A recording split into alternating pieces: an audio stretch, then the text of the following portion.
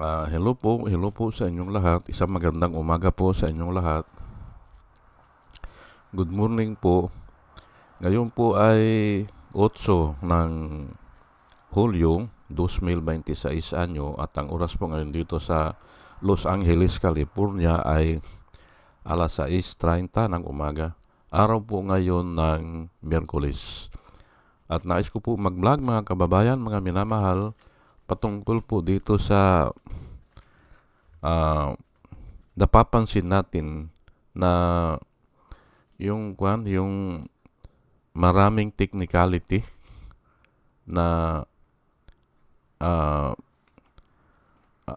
isinusulong dyan sa impeachment trial o maraming mga procedures na gusto nilang ipatupad o mga ceremony. Ang tawag niyan mga seremonya po na wala namang kwenta yan.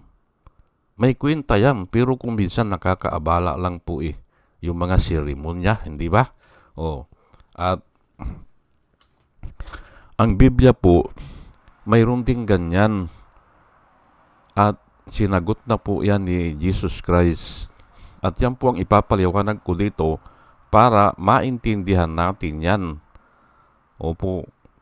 Actually, yung mga procedures na yan, gawa lang po ng tao yan. Pero hindi ko naman sinasabi na mali yan o hindi kailangan yan. Ginagawa talaga yan. At si Moses noon, gumawa nga siya ng isang libro na idinagdag niya doon sa palatuntunan ng Diyos. Maalala natin, ang ibinigay lang kay Moses ay 10 utos.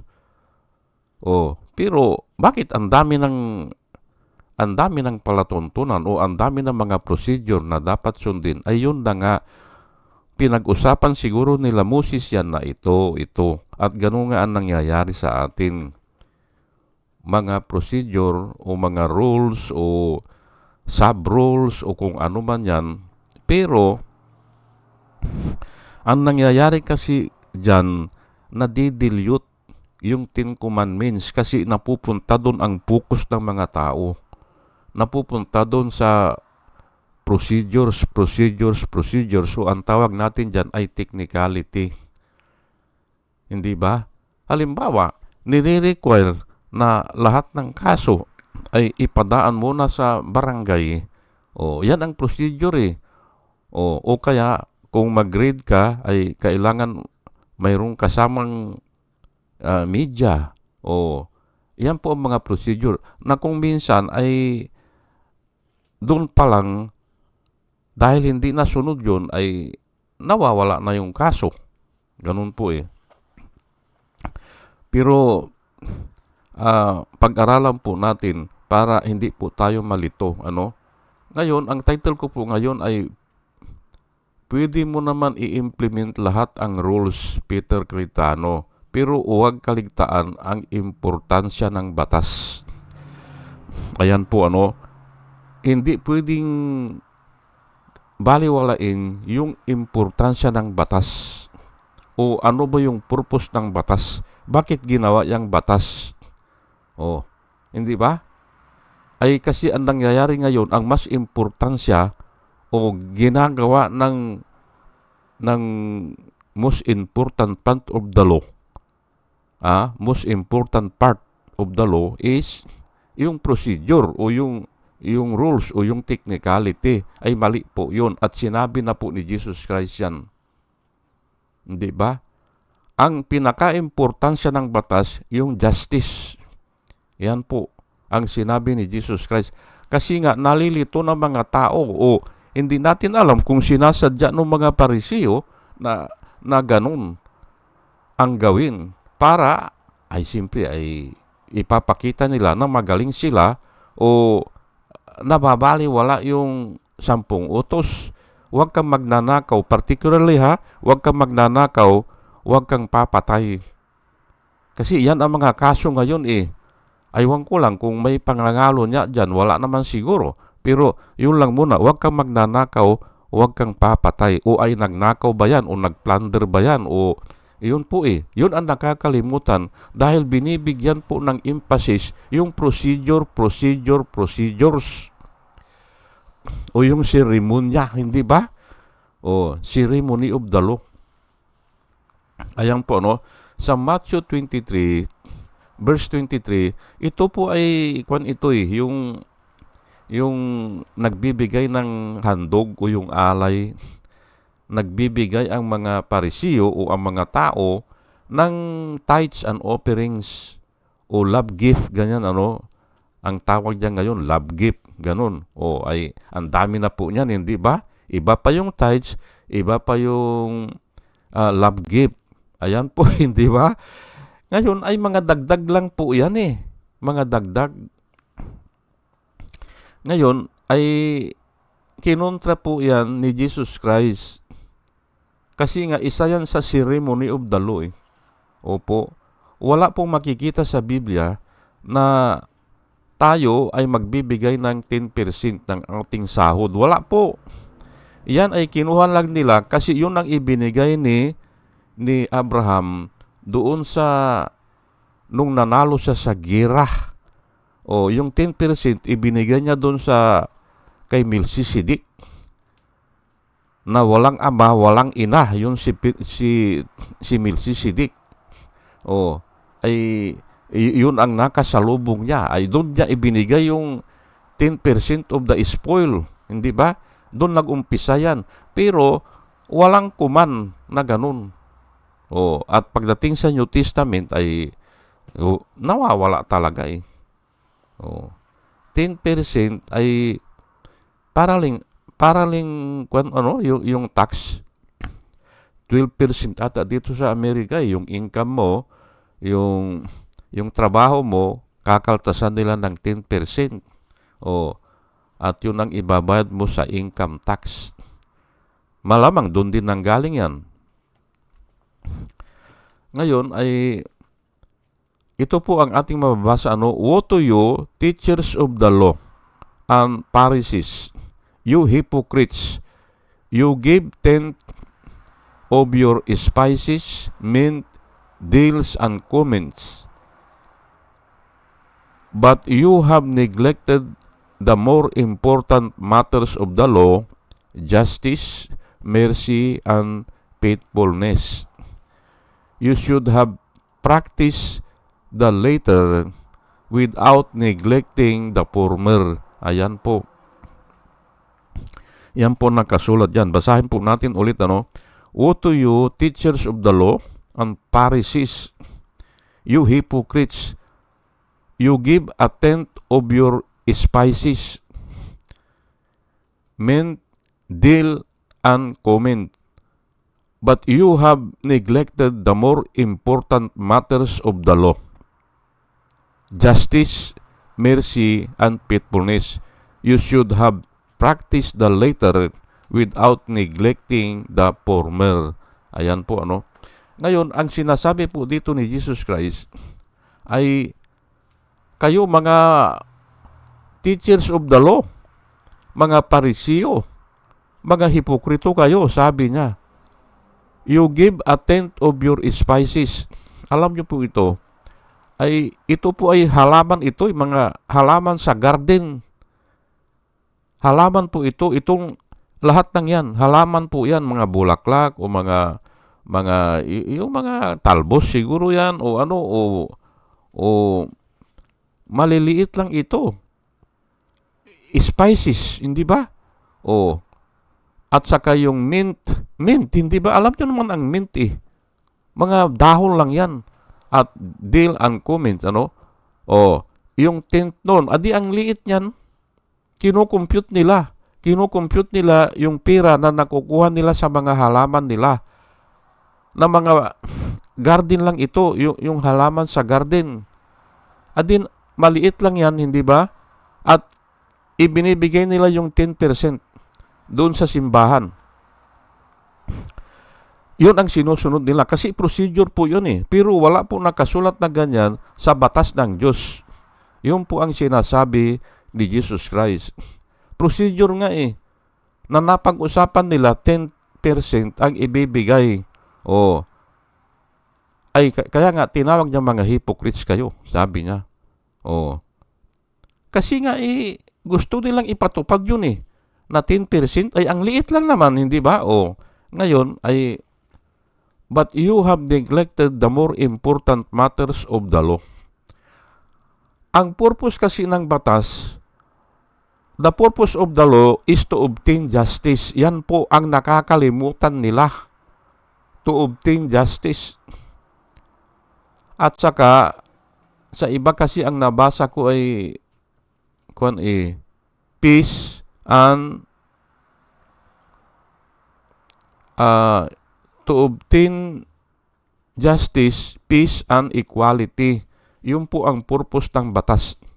Pero hinahanap ko kagabi, hindi ko na mahanap. Pero alam ko mayroon the purpose of the law is to have justice. Number 1 yun, Pero that is enough, yung justice. Bakit ba tayo may batas? Ay kasi nga mayroon nagnakaw eh. Ngayon, papanagutin natin yan. May pumatay ng tao. Ay papanagutin natin yan. Yun po ang purpose ng batas. Ngayon, dahil sa ang daming technicality, ang daming mga procedure, mga seremonya, ay hindi napaparusahan. Kasi nga, inuuna yung seremonya.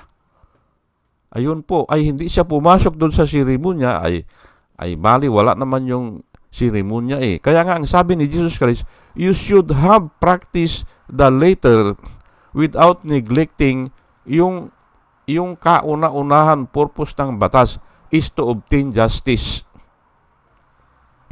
Ayun po. Mas mabigat po yun eh. At sinabi nga dyan ay the most important matters of the law. Hindi ba? Ano yun? Is to obtain justice. Pag ninakawan tayo ni Sarah, ay panagutan niya yan. Yun po eh. Hindi pwede na dahil hindi nasunod ang procedure sa pagkuha ng ebidensya, ay wala na. Hindi pwede yun. Hindi ba? Kung pwede, sabay yan, sabi ni Jesus Christ. Pero mas mabigat yung isa, yung to obtain justice. Yun po ang purpose ng batas. Para hindi po tayo malito. Hindi ba? Ano pang sinasabi ko? Ay, yun din ang sinabi ni Soto.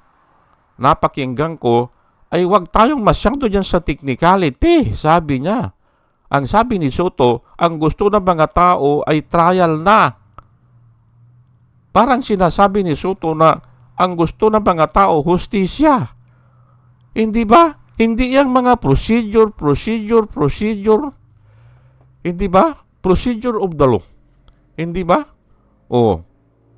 Ay baka nga dyan, yung hindi, ay ang dami po niyan kung talagang tao ang gagawa niyan. Marami po yan. At itong susunod na sa Matthew 15 verse 1 and 3, ito itataas ko lang para mabasa natin. Matthew 15, chapter 15, verse 1 and 3. Then some Pharisees and teachers of the law came to Jesus from Jerusalem and asked. Alam niyo po, ang Jerusalem ay seat of power po yan eh. Naandyan yung mayayaman, naandyan yung mga may katungkulan o mga namumuno o may nag-aral ng abogasya. Naandyan sila. At pinuntahan nila si Jesus Christ, pinuntahan nila, tinanong nila, why do your disciples break the traditions of the elders? They do not wash their hands before they eat. Jesus replied, and why do you break the command of God for the sake of your tradition? Ayan po dito maliwanag na maliwanag, dagdag lang kasi yan eh. Dagdag. Yung mga procedure o yung technicality, dagdag lang po yan ng mga tao. Sa palagay nila, ito ang maganda. Sa palagay nila, ay ito ang dapat. Yun po palagay lang nila. Pero nga ay ang tao naman patuloy na umiimbento yan para siya makalusot sa batas. Yun po ang totoong tao, original na tao. Ayaw na ngang sumunod sa batas ng tao. Yan ang nature ng tao. Maniwala po kayo sa akin. Kahit na nga batas ng batas lang ng pamilya, batas ng tatay o nanay mo, ayaw mo nang sundin eh. Nung bata ka pa. Hindi ba? Kasi nga, inborn na yan po yan sa tao eh.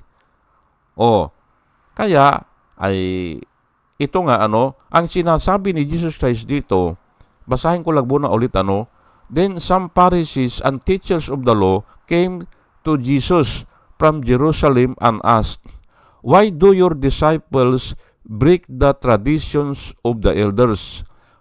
O, tradition ang tawag dito tradition, hindi ba? Hindi commandment ng God. Tradition. Ay yon? Yung maghugas muna ng kamay bago kakain naman. Yun ang sabi nila. Yun ang sabi po ng mga Pariseo.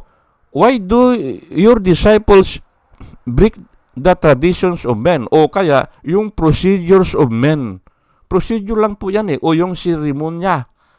Lahat po yan. Siguro, bago kakain, magdadasal o mananalangin. Tradition din yan O pwedeng maghugas ng kamay. O ayan mga traditions of man po yan. Ay gusto nilang ipatupad. Ngayon, sinisita nila, bakit hindi naghuhugas ng kamay ang mga disipulo ni Jesus Christ bago kakain? Ay, ako po ay okay lang po sa akin na maging malinis o cleanliness, hindi ba? O hygienic, ang tawag dyan. O sige, maghugas muna ng kamay. Okay lang po yan sa akin Ay pero wag po natin gawin yon para husgahan yung mga tao. Hindi ba? Ay kung walang tubig, hindi ba? Ay kung hindi nila alam saan ang tubig o marami po yan hindi nila kabisado. O wala silang dalang tubig kasi mahirap lang sila. O nasanay sila sa ganun. Hindi ba? Huwag po natin silang i-judge. Yung po ang sinasabi ni Jesus Christ dito. Why do you break the command of God? Hindi ba? For the sake of your traditions. Ayan po. Hindi ba? Para maintindihan natin. Ay ano ba ang nilalakad ko dito? Hindi ba? O iwasan na po natin yung maantala yung hearing dahil sa gusto mong ipatupad ang lahat ng procedure. At yan nga nakikita ng mga tao ngayon, hearing na agad. Hearing na. At kanina, nakita ko sa YouTube, si Bam Aquino, yun na rin ang sinasabi. Iwasan na natin yung mahabang oras. Ibigay na natin yung mga importansya, hindi ba? O, ganun po Pero nga, huwag po tayong maligaw kasi nga, mayroon tayong record sa Biblia na yung mga procedure ay wala yan. Hindi ba? Gawa nga lang ng tao o ang tawag dito traditions of men. Hindi ba? Ay magagaling po ang tao, hindi ba? Magagaling maraming mga panukala. Panukala lang po ng tao yan. Pero ang totoong command of God, yung nga, huwag kang magnanakaw. Huwag kang magnanakaw. Ay paano yan kung dahil dun sa tradition o yung technicality ay hindi naparusahan dahil nga yun ang sinunod. Yun ang problema dyan. Hindi ba? O sige po, at palagay ko ay naibigay ko na po yung gusto kong sabihin, ay hindi na mahalaga ito dahil nga pero pinilit ko pa rin na i-discuss sa inyo para hindi po tayo malito. Nalilito na po pati nga yung pera hindi ba? Yung Xerox daw ng pera, pwede nang pambili. Ay, sino naman ang tindira na a-accept o tindahan na a-accept yan? Na yung Xerox ng pera ay ibibili. At saka hindi naman sinabi ng abogado yon na pwede nang ibili ang Xerox. Photocopy. Binabaliktad kasi nila o kaya nagbibigay sila ng salita, papalitan nila. Ayun, parang magaling sila para palabasin na may idea sila. Ay hindi naman sinabi Ang sinabi is considered as original. Kung sa impeachment siguro yan o sa korte. Pero sa tindahan, hindi naman sinabi. Sa tindahan, consider na ito na yung original. Hindi naman sinabi na ganun Ay ang bangko nga mayroong panditik kung fake yan yung dinadaan nila doon sa machine nila. Hindi ba? Kasi baka lumusot sa tao fake Ganun po yan. Common sense naman. At wala akong alam na tindahan natatanggap ng photocopy na pira. Hindi ba? Pero ganun nga Ganun nga ang mga style nila O sige po, hanggang dito na lang po, at bago po ako mag-umpisa ay nananalangin po ako sa Panginoon na sana sa ating pakikinig ay magkaroon tayo ng wisdom na nanggagaling sa Kanya. At muli mga kababayan, mga minamahal, isang magandang umaga po sa inyong lahat at salamat po sa inyong pakikinig. Salamat po ng marami. Salamat po.